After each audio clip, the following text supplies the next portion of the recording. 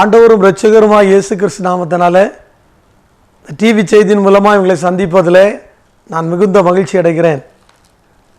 இந்த நாளிலும் கூட மகிழ்ச்சியாக இராதே என்கிற ஒரு தலைப்பில் நான் உங்களோட ஆண்டோடைய வார்த்தையை பகிர்ந்து கொள்ள விரும்புகிறேன்.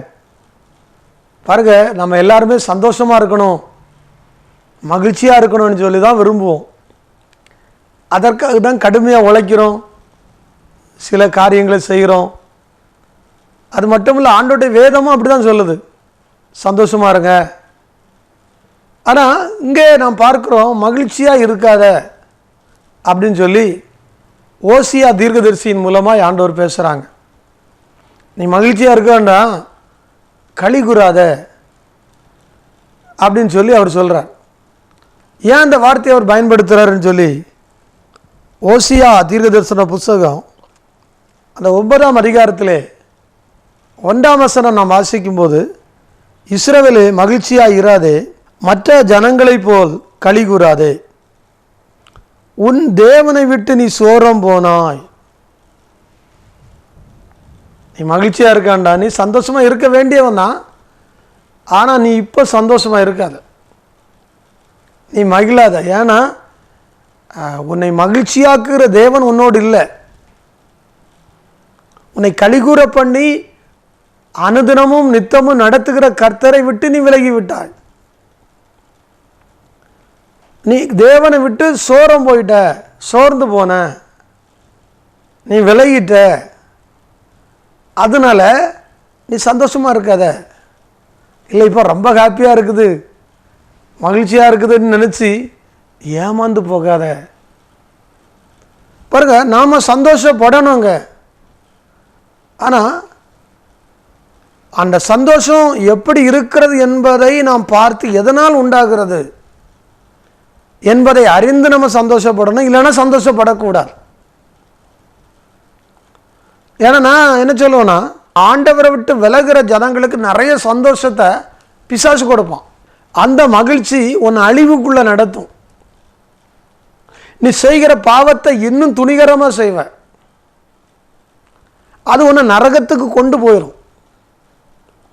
அதனால்தான் மகிழ்ச்சியாக இராத, களி கூறாத. மற்றவங்களை போல நீ தேவனை விட்டு தூரமாக போயிட்ட, சோர்ந்து போன, தேவனை விட்டு சோரம் போயிட்டேன்னு பைபிள் எச்சரிக்குது. அதான் கர்த்தருக்குள் மகிழ்ச்சியாக இருங்க, கர்த்தருக்கு உள்ளே இருக்கணுங்க. கர்த்தரை விட்டு வெளியே நிறைய சந்தோஷம் இருக்கு. பாருங்க, நம்ம நினச்சி பார்க்க முடியாத சந்தோஷங்கள் எல்லாம் இருக்கு. அதெல்லாம் அநித்தியமானது, அழிந்து போகக்கூடியது. ஆனால் கர்த்தருக்குள்ளே இருக்கிற சந்தோஷம் தான் நித்தியமானது. பாருங்க, உலக பிரகாரமாக நமக்கு எல்லாமே இருந்தால் சந்தோஷமாக இருக்கும். ஆனால் சங்கீதக்காரர் அப்படி சொல்கிறாரு, அவர்களுக்கு தானியமும் திராட்சரசமும் பெருகியிருக்கிற காலத்தின் சந்தோஷத்தை பார்க்கலும் அதிக சந்தோஷத்தை என் உள்ளத்தில் தந்தீங்க. அப்போ தேவனோடு இருக்கிற மகிழ்ச்சி ஒன்றும் இல்லாமல் இருந்தாலும் சந்தோஷம். உலகத்தில் உள்ள சந்தோஷம் எல்லாம் இருக்கும்போது மகிழ்ச்சி. அப்போ நம்ம உலகத்தில் இருக்கிறவனு போல நம்மகிட்ட ஒன்றும் இல்லை. ஆனால் யார் இருக்கிறாரு? கர்த்தர் இருக்கிறார். அவர் தான் நமக்கு எல்லாத்துக்கும் எல்லாமே இருக்கிறார். பேதுரு யோவான் ஆலயத்துக்கு போகும்போது அதை யோசித்து பார்த்தீங்களா? பிச்சைக்காரன் வந்து பிச்சை கேட்குறான், ஆனால் இவங்கள்ட்ட கொடுக்க காசு இல்லை. நீ கேட்குற மாதிரி வெள்ளியும் பொண்ணும் எங்களிடத்தில் இல்லை, ஆனால் ஒன்று மட்டும் இருக்கிறது. பாருங்க, ஜீவனுள்ள தேவன் ஆகிய இயேசு நாமத்தில் எழும்பி நட. பாருங்க, அப்போ அந்த பொன்னை விட பொருளை விட விலை உயர்ந்த ஒரு கர்த்தரை அவங்க வச்சுருந்தாங்க. அதுதான் சந்தோஷம். அதனால் எது சந்தோஷம் நீ குழம்புறீங்களா? கர்த்தர் கூட இருப்பதாங்க சந்தோஷம். எவ்வளவு துக்கமான இடத்திலும் கர்த்தர் மாற்றுவார் இல்லையா? கர்த்தர் கூட இருந்த மார்த்தாள் மரியாள், அவங்க துக்கப்பட்டாங்க.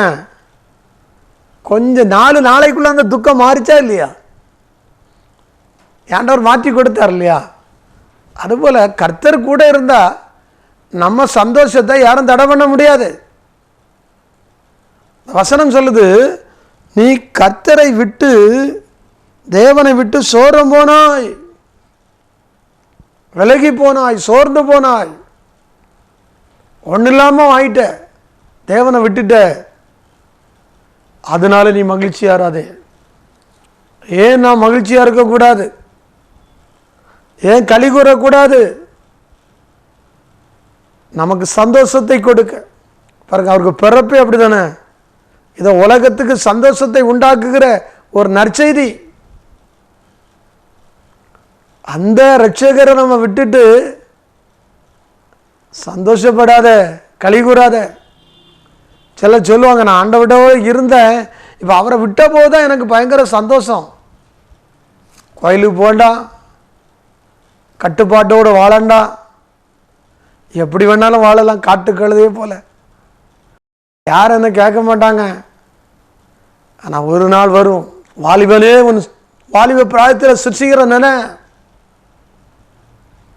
பாருங்கள், ஒரு முனிவரிடத்தில் போய் சில வாலிபர்கள் அவரிடத்தில் கேட்டாங்களாம், ஐயா நரகத்துக்கு போகக்கூடிய வழி எங்கே இருக்குது? அவரை கிண்டல் பண்ணும்படியாக கேட்டாங்க. அவர் சொன்னாரா, நீ போகிற போக்கிலே போ அப்படின்னாராம். பாருங்க, இன்னைக்கு மனுஷன் தன் விருப்பப்படி தன் எண்ணப்படி ஓடும்படியாக விரும்புகிறான். மனசும் மாம்சமும் விரும்பின அளவில் ஓடுறான். அதுதான் சந்தோஷம்னு நினைக்கிறான். இல்லை இல்லை, தேவனை விட்டு சோரம் போகிறோம், அது நிரந்தர மகிழ்ச்சி அல்ல. கர்த்தரோடு இருக்கும்போது நாம் கடினமான பாதையில் நடந்தாலும் கூட ஒரு நித்திய மகிழ்ச்சி நம்ம தலைமையில் இருக்கும். சஞ்சலம் தவிப்பும் ஓடி போகும். நித்திய ராஜ்யத்தை நாம் சொந்தமாக்குவோம். சரி, ஏன் சந்தோஷப்படக்கூடாது, ஏன் களி கூறக்கூடாது அப்படின்னு பார்த்தீங்கன்னா, வந்து தேவனை விட்டு நம்ம சோரம் போயிட்டோம், தேவனை விட்டு விலகிட்டோம். அதே பகுதி சொல்கிறது, தேவனை விட்டு சோரம் போனதுனால தானியம் போரடிக்கிற சகல களங்களிலும் பணயத்தை நாடுகிறாய். இப்போ என்ன, தேவனை விட்டு விலகின உடனே, கடந்து போன உடனே நமக்குள்ளே நமக்குரிய காரியம்தான் மனசில் வருது. எனக்கு என்ன கிடைக்கும், எனக்கு என்ன அப்படின்னு சொல்லி, எனக்கு எது கிடைக்கும் அப்படிங்கிற ஒரு எண்ணம் தான். தனக்குரியதையே சிந்திக்கிறோம். கர்த்தர் நம்ம கூட இருக்கும்போது அந்த எண்ணம் நமக்கு வராது. எல்லாரையும் யோசிப்போம், பிறருக்குரிய காரியங்களை யோசிப்போம், கஷ்டப்படுறவங்களை யோசிப்போம். இது தனக்குரியதே நினைச்சு தனக்கு ஒரு வாழ்வை ஏற்படுத்தும்படியா முயற்சி. அது நிரந்தர சந்தோஷமா இருக்காது, அது நிரந்தர மகிழ்ச்சியை அது உண்டு பண்ணாது. அதனால நம்ம தேவனை விட்டு நம்ம அங்கே பாருங்க, நம்ம விலகி நிற்கிறோம். அது மட்டும் இல்லை, அந்த மகிழ்ச்சி உனக்கு வேண்டாம். அந்த பணயத்தினால கிடைக்கிற மகிழ்ச்சி உனக்கு நிரந்தரம் அல்ல, அது வாழ்க்கையில் நன்மையை தராது அப்படின்னு அங்கே பார்க்குறோம். ரெண்டாவது, அந்த 2ஆம் அதிகாரத்தில் பார்த்தீங்கன்னா பாருங்கள், நம்ம வாழ்க்கையில் இருக்கிற தானியம் திராட்சை ரசம் ஒன்றுமே நம்மளை பிழைக்க பண்ணாது. ஏன்னா நம்ம தேவனை விட்டு வந்துட்டோம், அதனால நம்ம சோரம் போயிட்டோம். இப்போ தானியம்தான் மகிழ்ச்சி, திராட்சை ரசம் தான் மகிழ்ச்சின்னு நினச்சிட்டு இருந்தோம். ஆனால் அது என்ன செய்யுமா, பிழைப்பு விட்டாது, நம்மளை வாழ பண்ணாது, அது ஒளிந்து போகும். நல்லா புரிந்து கொள்ளுங்க. நம்ம எனக்கு எல்லாமே இருக்குன்னு நம்ம சந்தோஷப்படுறோம். ஆனால் அந்த தேவனை விட்டு நம்ம விலகும்போது அந்த மகிழ்ச்சி அற்று போகுங்க. அதனால தான் மகிழ்ச்சியாக இராதேன்னு சொல்லப்பட்டது. மகிழ்ச்சி அற்று போகும். இதனால நான் பிழைச்சிருவேன், திராட்சை ரசம் இருக்குது, தானியம் இருக்குது, எல்லாம் பிழைச்சிரும். ஆனால் அதனால் பிழைக்க முடியாது. பைபிள் சொல்லுகிறது, விசுவாசத்தினால்தான் நீதிமான் பிழைக்க முடியும். மனுஷன் அப்பத்தினாலே மாத்திரமல்ல, தேவனுடைய வாயிலிருந்து புறப்படுகிற ஒவ்வொரு வார்த்தையினாலும் பிழைப்பான். அப்போ நம்ம பிழைக்கிறதுக்கு கர்த்தர் தான், அவரை விட்டுறாதுங்க. அவரை விட்டுட்டு சந்தோஷமாக மகிழ்ச்சியாக இருக்காதுங்க. ஒருவேளை எந்த இடத்துல விட்டீங்களோ, எதனால அவரை விட்டு விலகினீங்களோ, கொஞ்சம் யோசித்து பார்த்து, இல்லை ஆண்டவரே என்னை மன்னிச்சிருங்க, நான் உம்மோடு இருக்கணும், அம்மோடு இருந்தால் தான் எனக்கு வாழ்க்கை அப்படின்னு சொல்லி ஒப்பு கொடுப்பீங்களா? உங்கள் சந்தோஷம் நிறைவாக இருக்குங்க.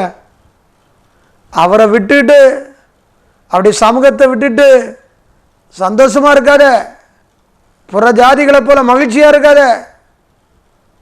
அவன் அறியாத பாதையில் போயிட்டு இருக்கிறான். நீ தேவன் அறிந்தவன், தேவனுடைய பாதையில் சரியாக போகணும். மூன்றாவதாக நம்ம பார்க்கும்போது அவர்கள், மூன்றாவது வசனம், அவர்கள் கர்த்தருடைய தேசத்தில் குடியிருப்பது இல்லை, திரும்ப எகிப்துக்கு போவாங்க. ஏற்கனவே எகிப்திலிருந்து ஆண்டவர் நம்ம திருப்பி கொண்டு வந்தாங்க. எகிப்தின் அடிமைத்தனத்திலிருந்து, பாவத்தின் அடிமைத்தனத்திலிருந்து நம்ம மீட்டெடுத்து கொண்டு வந்தாங்க, ரட்சித்து கொண்டு வந்தாங்க, விலைக்கிரையும் கொடுத்து கொண்டு வந்தாங்க. ரட்சிப்பின் சந்தோஷத்தை நமக்கு தந்தார். நம் நிமித்தமாய் பரலோகம் களி கூர்ந்தது. ஆனால் இன்றைக்கு பாருங்க, நம்ம திரும்பவும் எகிப்துக்கு போகக்கூடிய நிலைமை. கர்த்தருடைய தேசத்தில் குடியிருக்க முடியலை, தேவனை விட்டுட்டோம். அழைத்து வந்த தேவனை விட்டுட்டோம், மீட்டு கொண்டு வந்தது தேவனை விட்டுட்டோம். எல்லாத்தையும் மறந்துட்டோம், அவர் செய்த நன்மைகளை மறந்துட்டோம். இதனால அவருடைய தேசத்தில் குடியிருப்பது இல்லை, மீண்டும் எகிப்துக்கு திரும்பி போவாங்க, தீட்டுள்ளதை புசிப்பாங்க. கொஞ்சம் கவனமாக நம்ம யோசிக்கணும். மீண்டும் எகிப்தின் அடிமைத்தனம் நமக்கு வேண்டாம், பாவத்தின் அடிமைத்தனம் நமக்கு வேண்டாம், தீட்டுள்ளதை புசிக்க வேண்டாம், நலமானதை புசிப்போம். தேவனை விட்டு விலகின அனுபவத்தை உணர்ந்து, இல்லப்பா நான் உம்மோடு இருக்கணும், உங்களுடைய தேசத்தில் குடியிருக்கணும்ப்பா, உங்களுடைய தேசத்திலே உங்களுடைய சமூகத்திலே அமர்ந்திருந்தாதான் எனக்கு விடுதலை, எனக்கு நன்மை, எனக்கு ஆசீர்வாதம், எனக்கு நித்திய மகிழ்ச்சி, என் வாழ்க்கை மேம்படும். அனுபவத்தை தாங்க கேட்பீங்களா? ஆண்டவருடைய ஆலயத்துக்கு போகிறதுக்கே விருப்பம் இல்லைங்க, தேவனுக்காக செயல்பட விருப்பம் இல்லை, தேவனுக்காக வாழ விருப்பம் இல்லை. ஏன்னா கர்த்தரை விட்டுட்டோம். கர்த்தரை இல்லாமல், கர்த்தரை விட்டுட்டு நம்ம என்ன ஊழியம் செய்தாலும், எத்தனை ஆலயங்களில் போய் தினமும் இருந்தாலும், நம்ம வாழ்க்கையில் வருகிற மகிழ்ச்சி நிரந்தரம் கிடையாது.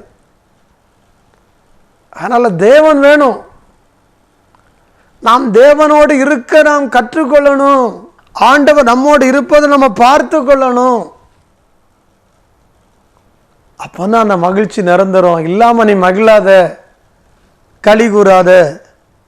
நாலாவதாக அந்த 4ஆம் வசனத்தையே நீங்கள் வாசிக்கும்போது, அவர்கள் கர்த்தருக்கு திராட்சரசத்தின் பானபலியை வார்க்க மாட்டாங்க, கர்த்தரை அங்கீகரிக்க மாட்டார், துக்கம் கொண்டாடுகிறவளை போல இருப்பாங்க.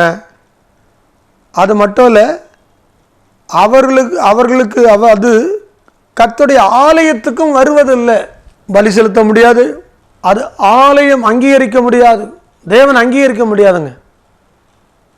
தேவன் இல்லாமல் நம்ம எதை செய்தாலும், எத்தனை காணிக்கையை படைச்சாலும் பாருங்க, எதை கொண்டு வந்தாலும் ஆலயத்துக்கு, எத்தனை கோடியை கொண்டு வந்தாலும் அது நமக்கு மகிழ்ச்சி அல்ல. அதனால் மகிழ்ச்சியாக இராத. தேவன் இல்லாமல் நீ செய்கிற காரியம் ஒன்றும் நமக்கு சந்தோஷத்தை கொடுப்பது இல்லை, அதை குறித்து கர்த்தர் சந்தோஷப்படுவது இல்லை. அப்போ நம்ம ரொம்ப கவனமாக எச்சரிக்கையாக இருந்து தேவன் நம்மோடு இருப்பதை கவனமாக பார்த்துக்கணும். நம்ம பைபிளில் படிக்கிறோம் இல்லையா, ஒருவன் காணிக்கை செலுத்த போகும்போது, உன் சகோதரனோடு உனக்கு வழக்குண்டானால் காணிக்கை எங்கள் பலிபீடத்திலே வச்சுக்கிட்டு போய் அவன்கிட்ட மன்னிப்பு கேட்டுட்டு திருப்பி வா. புரியுதா உங்களுக்கு? அந்த காணிக்கைக்கு அவ்வளோ ஆசீர்வாதம் அப்போ தான் கிடைக்கும். அது மட்டும் இல்லை, காணிக்கையை அங்கீகரிக்கிற கர்த்தர் அப்போ தான் அவங்க கூட இருப்பார். நம்ம சகோதரன்ட்ட சண்டை போட்டு, நண்பர்களிடத்தில் சண்டை போட்டுக்கிட்டு போய் நீ என்ன காணிக்கப்படுத்தாலும் அது நமக்கு சந்தோஷம் அல்ல, களி கூறுதல் அல்ல. ஏன்னா அந்த நீ ஒரு 2 காசு கொடுத்தாலும் அதை அங்கீகரிக்கிற கர்த்தர் உன்னோடு இருக்கணும். அவர் இருந்தாதான் அது சந்தோஷத்தை கொடுக்கும், மகிழ்ச்சி கொடுக்கிறதா இருக்கும். பாருங்க, 5வதாக அந்த 6ஆம் வசனம் வாஸ்து பார்த்தீங்கன்னா அங்கே சொல்லப்பட்டிருக்கிறது, பால் கடிப்புக்கு தப்பும்படியாக போயிட்டாங்க. அந்த கடைசி பகுதியில் வாசிக்கிறோம், அவருடைய வாசஸ்தலங்களில் முட்செடிகள் முளைக்கும். அது சந்தோஷத்தை கொடுக்குமா? பாருங்க, முதல்ல முளைக்கும் போது நல்ல செடி முளைக்குதுன்னு நினைப்போம், மேலே வரும்போது தான் முள்ளு தெரியும். அந்த செடியெல்லாம் முளைக்கும் போது சந்தோஷமாக கூட இருக்கலாம், ஆனால் முளைத்து வரும்போது அது ஒரு முட்செடியாக இருக்கும்.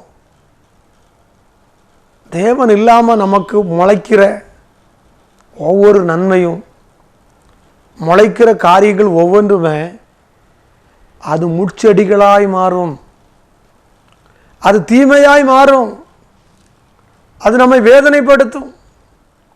கர்த்தருடைய ஆசீர்வாதமே ஐஸ்வர்யத்தை தரும், அதனோடு அவர் வேதனையை கூட்டார்.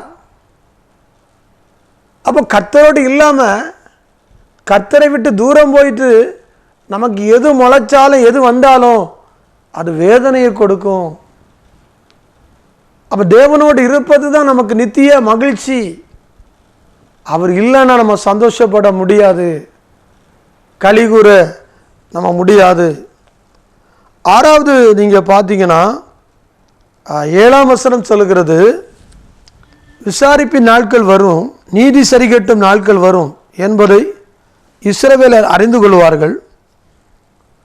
உன் மிகுதியான அக்கிரமங்களினாலும் மிகுதியான பகையினாலும் தீர்க்கதரிசிகள் மூடரும் ஆவியை பெற்ற மனுஷர்கள் பித்தங்கொண்டவர்களுமாக இருக்கிறாங்க. பாருங்க, சந்தோஷம் இருக்கும்போது, சின்ன சின்ன சந்தோஷம் இருக்கும்போது மகிழ்ச்சியாக இருக்கலாம். ஆனால் எல்லாத்துக்கும் ஒரு விசாரிப்பு உண்டு. நாம் எப்படி இருக்கிறோம், எப்படி வாழ்கிறோன்னு கர்த்தர் விசாரிக்கிற ஒரு நாள் உண்டு. அன்றைக்கு நீதி வெளிப்படும். தப்பு பண்ணால் கண்டிப்பாக தண்டனை உண்டு.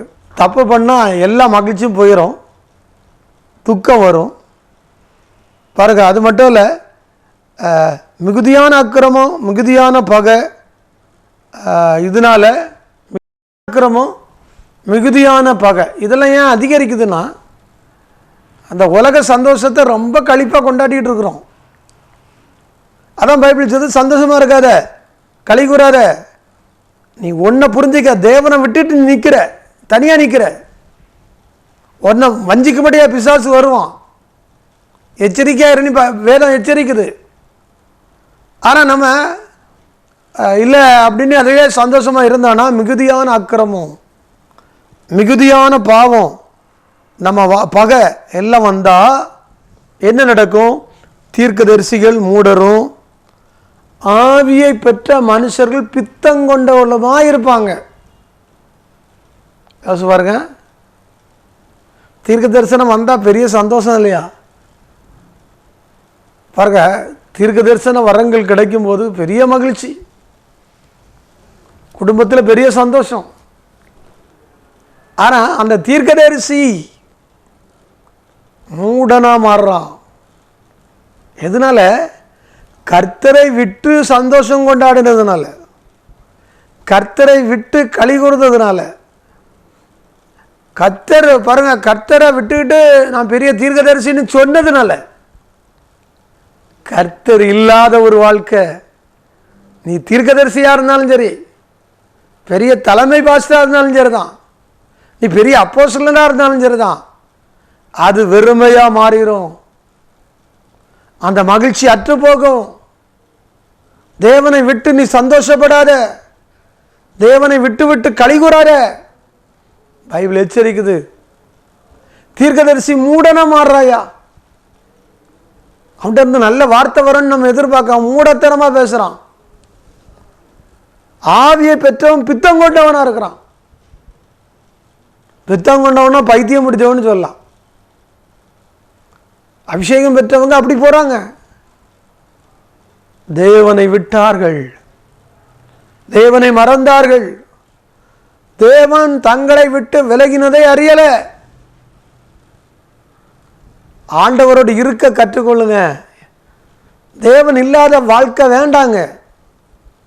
தேவன் இல்லாத ஊழியம் வேண்டாம்.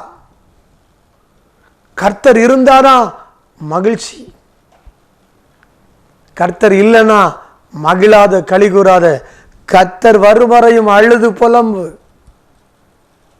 கர்த்தர் உன்னோடு இருந்து பேசும் வரை அழுது புலம்பு. நீ தீர்க்க தரிசனம் சொல்லுகிறாய், அது கர்த்தருடைய வார்த்தையா இருக்கணும், அது நடக்கணும். அது இல்லைன்னா நீ அழுது புலம்பு, நீ மூடன். ஆவியின் அனுபவத்தை பெற்றுட்ட, ஆவிக்குரிய அனுபவத்தில் வந்துட்ட, பைத்தியக்கார மாதிரி நீ நடந்தேனா, பித்தம் கொண்டவனை போல நீ பேசினேனா, கர்த்தர் நம்மோடு இல்லை. ஆவிக்குரியவன் நீ சந்தோஷப்படாத, நான் தீர்க்க தரிசனம் என்று களி கூறாத. கர்த்தர் உன்னை விட்டு விலகி இருக்கிறாரா, உன்னோடு இருக்கிறாரா? இதுதான் கேள்வி. அவர் நம்ம கூட இருந்தாதான் மகிழணும், இல்லைனா மகிழக்கூடாது, நம்ம களி கூறக்கூடாது. பாருங்க, 7வது நீங்க பார்த்தீங்கன்னா அந்த 8ஆம் வசனம் சொல்லுகிறது, எபிராயிமின் காவற்காரர்கள் தேவனோடு எதிர்த்து நிற்கிறாங்க.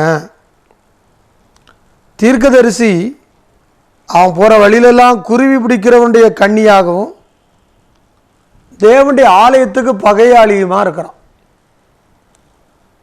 தேவனை விட்டு விலகும் போது இருக்கிற சம்பவத்தை பாருங்க. பாருங்க, தேவனோடு எதுக்குறாங்க காவக்காரங்க. தீர்க்கதரிசி அவன் வழியிலெல்லாம் ஏதாவது குருவி பிடிக்கிறது போல கண்ணியை வச்சு வச்சு ஜனங்களை பிடிக்கிறான். அது மட்டும் இல்லை, தேவனுடைய ஆலயத்துக்கு பகையாளி. தேவனை விட்டு போகிறதுனால. தேவனோடு இருந்தால் தேவ ஆலயத்துக்கு எவ்வளோ சந்தோஷம், தேவ ஜனங்களுக்கு எவ்வளோ ஆசீர்வாதம். தீர்க்கதரிசி குருவி பிடிக்க மாட்டான், ஆத்துமாவை பிடிப்பான். ஆத்துமாக்களை பிடிச்சி ஆண்டவருக்காக பாருங்க தேவ சமூகத்தில் நிலைநிறுத்துவான். சோர்ந்து போன ஆத்துமாவை திடப்படுத்துவான். கலக்கத்தோடு இருக்கிற ஜனங்களை ஆறுதல் படுத்தி, பாதை அறியாதபடி தடுமாறுகிற ஜனங்களுக்கு நல்ல பாதை காட்டுறதான் தீர்க்கதரிசி. அவனுக்கு எதிராக இருக்கிற குறைகளை வெளிப்படுத்தி அவனை சீர்படுத்துகிறவன் தான் தீர்க்கதரிசி. ஆனால் அங்கே குருவி பிடிக்கிறவன் பாருங்க, குருவி பிடிக்கக்கூடிய கண்ணியாக மாறுறான். தேவனை விட்டு விலகும் போது நடக்கிற சம்பவத்தை பார்த்தீங்களா? அதனால தான் பைபிள் எச்சரிக்கிறது, சந்தோஷப்படாத புறஜாதிகளை போல, களி கூறாத, நீ தேவனை விட்டு சோரம் போனாய். தேவனோடு உள்ள உறவை ஒவ்வொரு நாளும் நீ மெயின்டைன் பண்ணணும். ஒவ்வொரு நாள் அதை ஆராய்ச்சி பண்ணி பார்க்கணும். ஆண்டவரோடு தான் இருக்கிறனா விலகி இருக்கிறனா கொஞ்சம் ஆராய்ந்து பார்த்தா உன்னுடைய சந்தோஷம் நிரந்தரமாக மாறும். மகிழ்ச்சி உனக்கு மட்டும் இல்லை, அநேகருக்கு மகிழ்ச்சியாக அது மாறுகிறதா இருக்கும். 9ஆம் வசனம் இப்படி சொல்லுகிறது, ஆண்டவர் அவங்க பாவங்கள் எல்லாம் விசாரிச்சிருவாங்க அப்படின்னு அங்கே சொல்லப்பட்டிருக்கிறது. அப்போ கர்த்தர் அது மட்டும் இல்லை, அந்த 9ஆம் வசனத்தில் அவர்கள் தங்களை மிகவும் கெடுத்து கொண்டாங்க. எப்படி கெடுத்துட்டாங்க? எவ்வளோ தப்பு பண்ணாலும் சந்தோஷம், எவ்வளோ மோசமான வார்த்தை பேசினாலும் மகிழ்ச்சி. ஆனால் அது தங்களே கெடுத்துட்டே வர்றாங்க. நல்லா இருக்குது, பொய் சொல்லச்சில் சந்தோஷமாக இருக்குது, தப்பு பேசச்சில் தப்பு பண்ணச்சில் மகிழ்ச்சியாக இருக்குது. ஆனால் நம்மை கெடுத்து கொண்டே வருகிறோம். எதனால் இது நடக்குது? கர்த்தரை விட்டு நிற்கிறோம், கர்த்தரை விட்டு நம்ம விலகி நிற்கிறோம். அதனால்தான் இது சம்பவிக்கிறது என்பதை நம்ம அறிந்து கொள்ளணும். அப்படியே நம்ம கண்களை மூடுவோமா? அப்படியே கண்களை மூடி நாம் ஆண்டவரை நோக்கி பார்ப்போம். நம்ம ஆராய்ந்து பார்ப்போம். சந்தோஷமாக இருக்கிறீங்களா? ஆமாம், நான் சந்தோஷமாக தான் இருக்கேன். ஜெபிக்கிறீங்களா? இல்லை, ஜெபம் பண்ணுறது இல்லை. ஆலயத்துக்கு போகிறீங்களா? ஆலயத்துக்கு எப்போது ஒருக்கா போகிறோம். தெளிவாக சொல்கிறேன், தேவனோடு இல்லாத சந்தோஷம், தேவன் இல்லாமல் வாழுகிற வாழ்க்கை, அந்த மகிழ்ச்சி நமக்கு நிரந்தரம் இல்லை, நம்மை விட்டு மாறி போகும்.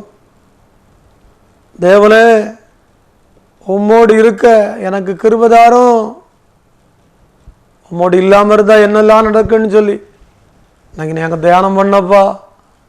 எங்களை நாங்கள் ஒப்பு கொடுத்து ஒவ்வொரு நாளும் உம்மோடு உறவாட, உம்மோடு இருந்து ஆண்டவரை உம்மை மகிமைப்படுத்த எங்களுக்கு கிருபை தாங்கப்பா, கிருபை தாங்க. ஆமீனப்பா. அநேகர் ஒப்பு கொடுக்குவதை நான் பார்க்குறேன். நீங்கள் உண்மையாக ஒப்பு கொடுத்தீங்கன்னா கர்த்தர் உங்கள் கூட வருவாங்க. இதுவரை செய்ய முடியாத காரியத்தை நீங்கள் செய்வீங்க. தோற்று போன இடத்துல ஜெயிப்பீங்க. பாவம் பாருங்க செய்த தேவ ஜனங்கள் பாருங்க ஒரு சின்ன பட்டணத்தில் தோற்று போனாங்க. ஆனால் கர்த்தர் கூட வந்தபோது, பாவத்தை விட்டு விலகின போது கர்த்தர் கூட வந்தார், வெற்றி பெற்றாங்க இல்லையா? அதுபோல் நீ இதிலெல்லாம் தோற்று போனியோ அதெல்லாம் ஜெயிக்க வைக்கிற கர்த்தர் கூட வந்திருக்கிறார். அநேகர் ஒப்பு கொடுப்பதை நான் ஆவிக்குரிய கண்களில் பார்க்குறேன். அநேகர் தங்கள் வாழ்க்கையை உணர்ந்து தேவனுக்கு நேராக திரும்புவதை நான் பார்க்கிறேன். கர்த்தர் அண்டை நீங்கள் திரும்புங்க. ஏதோ ஒன்றை குறித்து, உலகத்தின் காரியத்தை குறித்து சந்தோஷப்படுவது அழிந்து போகும். கர்த்தர் தருகிற அந்த மகிழ்ச்சி, அந்த நிலையான சந்தோஷத்தை கண்டுகொள்ள குடும்பம் குடும்பமாக அர்ப்பணிங்க. ஆமென். ஈஷாலா துடராகா பாபா. தகப்பனே, உமக்கு நன்றி. எல்லாம் முழுமையாக இருக்கிறது என்று நினைக்கிறாய் சகோதரா. ஆனால் ஒரு பகுதியில் உன் சந்தோஷம் கரைந்து கொண்டிருக்கிறது, உன் மகிழ்ச்சி கரைந்து கொண்டிருக்கிறது. உன் குடும்பத்தை வெறுமையாக்குகிற, தாழ்வான நிலைமையில் கொண்டு வருகிற ஒரு பகுதியை பிசாசு வைத்திருக்கிறான். அதை உணர முடியாத சந்தோஷத்தில் இருந்து கொண்டிருக்கிறாய்.